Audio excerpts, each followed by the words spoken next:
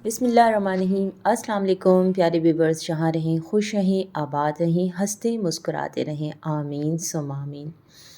जी जनाब, ज़िंदगी वाकई बहुत खूबसूरत है और इसके हर लम्हे को खूबसूरत और पुरलुत्फ़ बनाना हमारे अपने हाथ में होता है। और ये हमारा भी ईद का सेकंड डे था और हमने की थी अपनी टी पार्टी जिसमें हमने मतलब मैंने जो है वो कबाब बनाए थे। शामी कबाब था बीफ का, और चिकन के चपली कबाब और सीख कबाब बनाए थे, साथ में शीर खुरमा था। और हमारे बच्चों ने चूँकि पूरे रमज़ान ये रामेन नूडल्स नहीं खाए थे, तो ऐसा हो नहीं सकता, बस बहुत हो गया।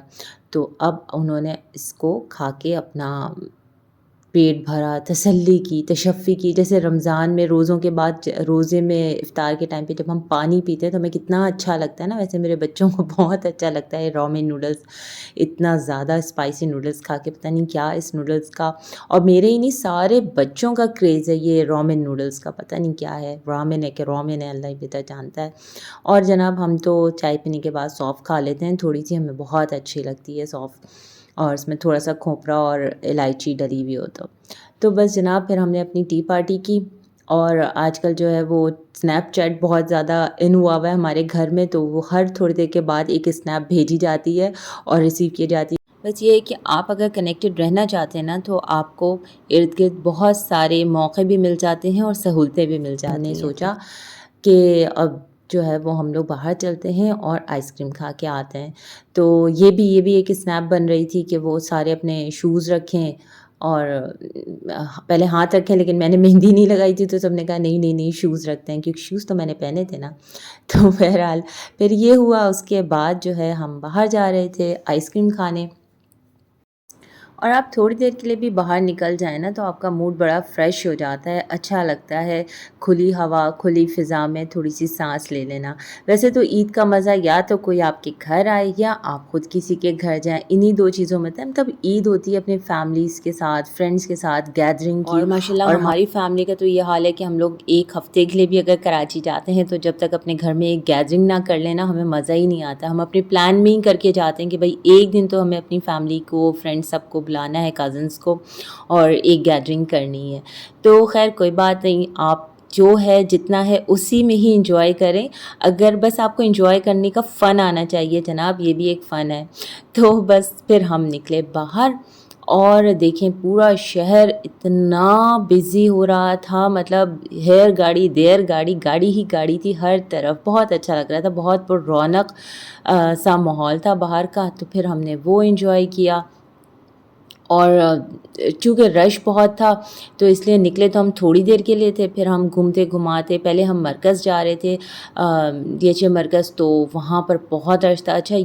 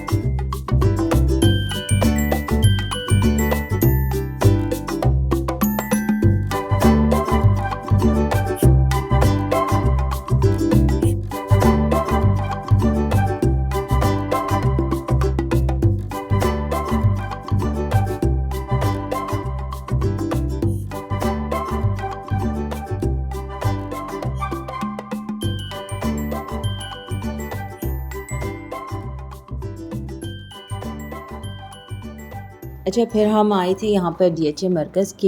यहाँ पर बहुत सारे जो है ना खाने पीने के रेस्टोरेंट्स हैं और आइसक्रीम पार्लर्स हैं, लेकिन इतना रश था, इतना रश था कि हमें यहाँ पे कोई पार्किंग नहीं मिली। और फिर हम यहाँ पे पार्किंग के लिए घूम घूम के फिर यहाँ से हम बाहर निकल गए थे। तो बस यूँ कहना चाहिए कि हमने 2 दिन ईद के जो है वो अ, राउंड, राउंड, राउंड, राउंड किया है। वैसे मैं आपको सच बताऊँ, जितना हमने लाहौर घूमा है ना, किसी न किसी बहाने, किसी न किसी वजह उतना हमने कराची नहीं घूमा, क्योंकि कराची में तो हमें अपने रिश्तेदारों के ही जाने के जो है ना टाइम पूरा नहीं हो पाता, और हर दफ़ा किसी न किसी की शिकायत रह जाती है कि हम उसकी तरफ नहीं गए, या हमें ही अफ़सोस रह जाता है कि हमने फ़लाने को नहीं बुलाया या हम फ़लाने से मिलने नहीं गए। और लाहौर में हमारे पास ये होता है कि हमारे पास टाइम ही टाइम होता है, तो बस वो सारा टाइम एक्सप्लोर करने में ही निकल जाता है। और ये कोस्टा कॉफ़ी है, यहाँ पे पहले मैंने इन लोगों से कहा था तमीज़ से यहाँ से आइसक्रीम ले लो, फिर भी इतना रश नहीं था, लेकिन यहाँ पे कॉफ़ी थी और शेक्स थे। ख़ैर आइसक्रीम भी थी, लेकिन उन्होंने बहरहाल यहाँ से नहीं लेना था, तो फिर यहाँ से भी नहीं लिया, और घूमते रहे, घूमते रहे, घूमते रहे।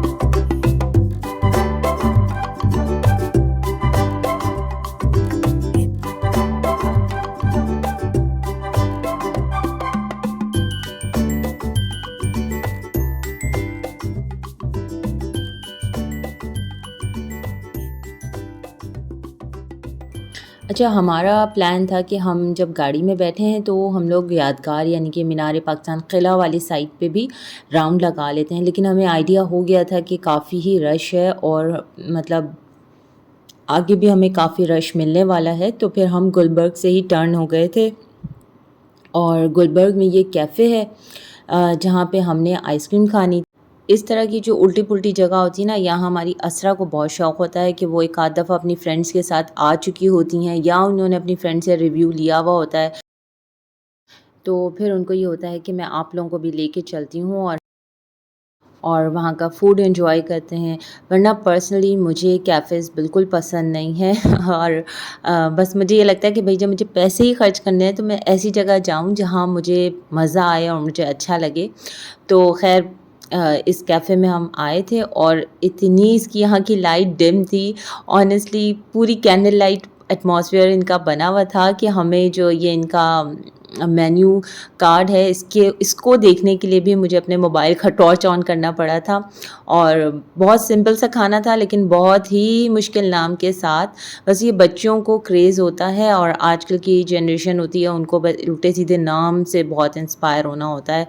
तो ख़ैर फिर हमने यहाँ का ये सारी चीज़ें बहुत अच्छी थी, एम्बियंस बहुत अच्छा था, और डेकोरेशन बड़ी अच्छी थी। ये ना डेफ़िनेटली ये घर है जिसको उन्होंने इस तरह से विंटेज स्टाइल में दे के और ओपन किचन बनाकर, और यहाँ पे बस सबसे ज़्यादा जो यहाँ की फ़ेमस चीज़ है वो ये है कि सारा कुछ जो है वो हैंडमेड है। इनका पास्ता भी हैंडमेड है, और वॉफ़ल्स भी इनके हैंडमेड हैं।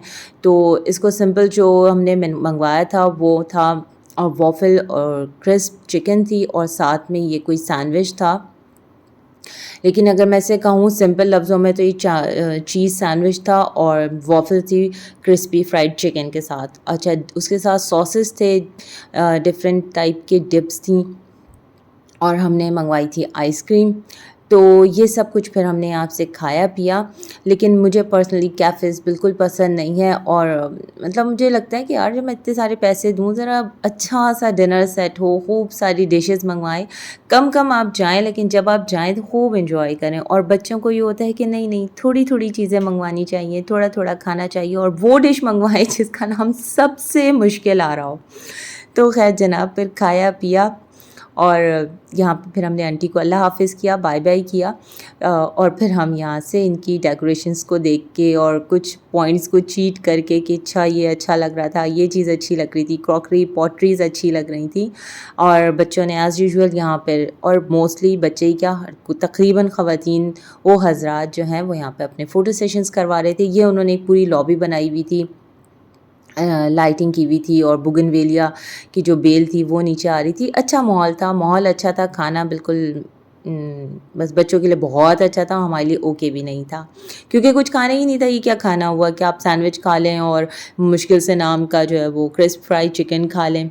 तो ख़ैर भई, फिर ये सब कुछ खाया पिया और हमने घर का रास्ता लिया।